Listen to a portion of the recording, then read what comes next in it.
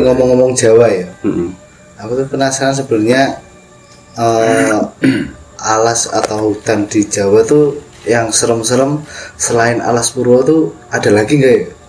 Banyak, banyak sekali Jawa itu.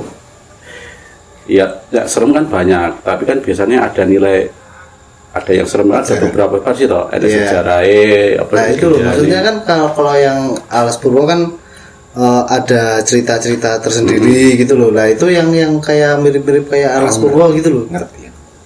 Mana? Tahu Di mana? Alas Ketonggo. Alas Ketong. Ngawi. Di Ngawi. Ketonggo kuwi Ketonggo Jati. Ketonggo Srigati Ngawi. Srigati. Berarti tetangganya Srigati. Ya Srigati.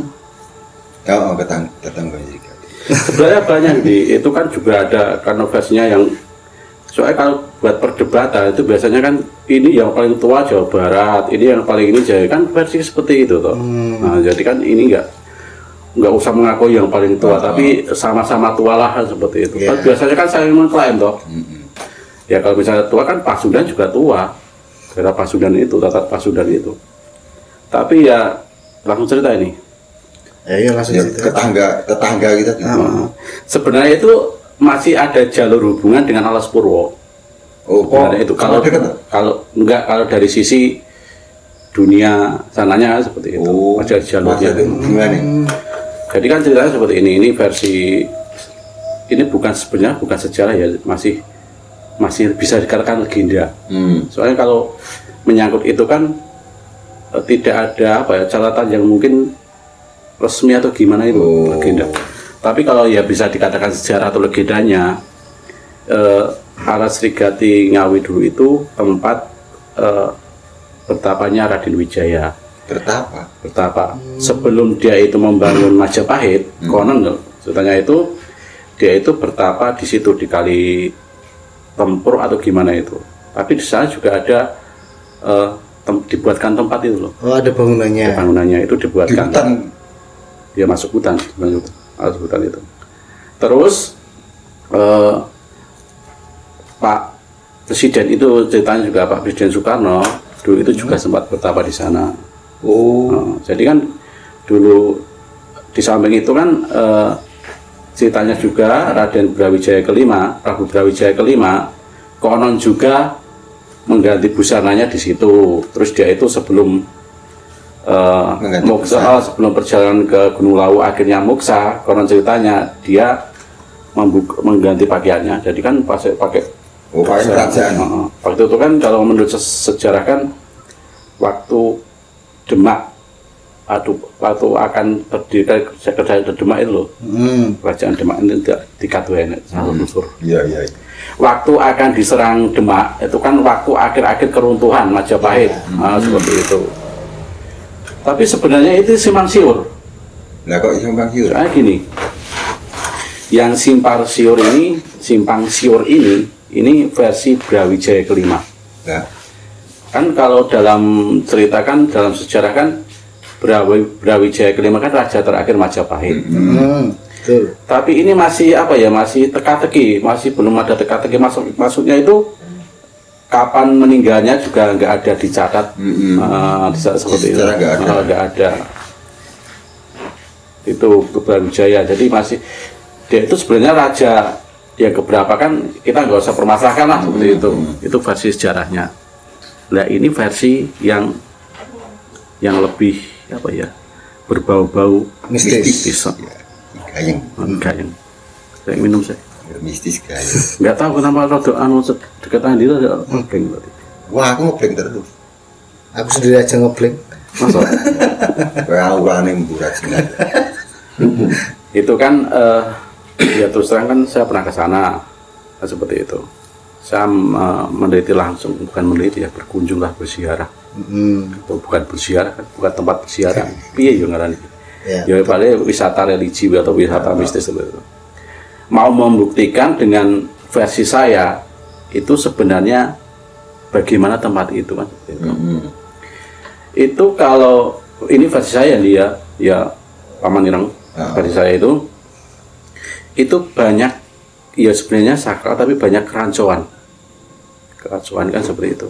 Jadi ibaratnya gini, dulu itu yang menceritakan awalnya itu siapa? Kan di sana ada tempat pesugihan juga. Oh, sekarang. Jadi mungkin loh konon itu sebagian yang ingin jalur itu kan di sana kan gak bisa berendam. Oh, di kalinya itu kali Tempruk. Dan ada misalnya ada yang ingin naik pangkat dan sebagainya. Dan ya memang ya kan untuk itu kan ya itu nggak bisa dihilangin untuk tradisi kita loh. Gunakan ini disalahgunakan. Ya bisa seperti itu ya kok kita nggak tahu. Toh kita nggak tahu itu dia itu memang berdoa pada Tuhan terus caranya di situ kita juga nggak tahu loh. Tapi ternyata begini nih. Misalnya tempat ini kita percaya sebagai itu kan juga disinyalir kan konon juga sarangnya lembut, kerajaan lembut. Iya. Oh. Dia misalnya kamu percaya tempat ini tempat yang lembut dan sebagainya. Ternyata jin itu dia langsung membuat apa ya? Mengikuti perkataan manusia. Seperti itu loh. Itu yang agak beranjak. Ya memang dipakani gitu. Ya iya, sajen itu. Nah, terus ya memang ada sedikit yang memang pengalaman saya nih, yang di samping ya otomatis sana itu memang sakral terus yang berbau-bau rodok gimana ya mengerikan lah seperti itu, yang berbau-bau yang penampakan nggak enak.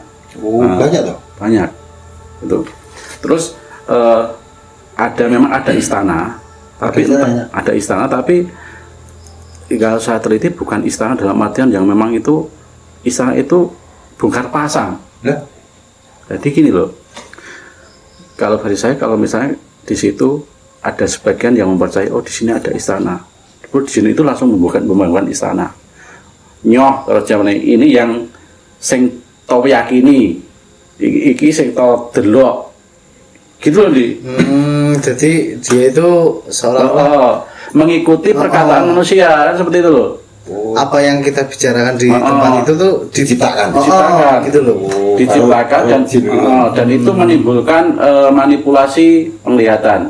Makanya hati-hati kalau misal kaum mau ya untuk ahli spiritual yang memang itu bisa. Dan di sana itu memang kebetulan pas di sana itu nggak ada ritual apa-apa. Jadi ya cuma sepi lengan. Cuma ada beberapa energi yang saya rasakan energinya memang energi yang apa ya, yang sakral lah, dua sosok tapi saya nggak meyakini itu energinya si dulu Prabu ini Prabu enggak, tapi ada dua. Tapi waktu di sana itu ya memang nggak ada wujudnya ya, cuma ada kerajaan maksudnya loh. Tapi tapi kalau jalannya ada nih yang pas ngerasain energi itu loh, itu bertemu dengan sosoknya enggak? Ada, cuman dalam artian itu dia apa ya kayak ada tirai loh. Jadi bertemu sosoknya tapi tidak terlihat jelas. Tidak jelas gitu ya. Maksudnya kan ini sosok apa kan dalam itu kan kita dalam apa ya penelitian itu kan kita belajar nanti apakah itu memang wujudnya yang energi positif atau memang itu energi negatif yang mau seolah-olah jadi positif kan banyak loh. Iya. Dan di sana itu ada benturan. Dalam artian benturan itu walaupun suasana sepi tapi ada benturan munak-munak memutah. Tapi waktu di sana itu yang konon diceritakan itu ada istana dan sebagainya itu nggak ada. Bongkar pasang tadi. Dan ternyata kalau versi yang si Ulung itu kerajaan bongkar pasang. Bongkar pasang. Jadi maaf ya. Ini versi saya. Kalau ada beberapa orang ke situ terus membawa sesajen dan sebagainya, itu baru dikasih istana. Seperti itu. Kayak wong di. Seperti itu. Terus setiap selesai ya udah itu. Masalahnya kan semua yang ke situ kan nggak mesti yang jelek toh, yang berkunjung toh. Kita nggak tahu hatinya manusia. Ada yang memang mendoakan babat alas yang beriku kan seperti itu toh. Gitu. Ternyata versi seperti itu, dan memang ada energi tua, tapi saya nggak itu energi si itu tadi, tapi itu ada jalan dan jalan itu memang tidak bisa bongkar pasang. Permanen. Itu maksudnya jalan itu ada di dunia apa dunia sana? Dunia sana ya. Sana. itu jalan lurus dari barat ke timur, terus ada belokan gitu jalurnya itu Menuju ke mana? ke Skru gitu. Oh, Gitu.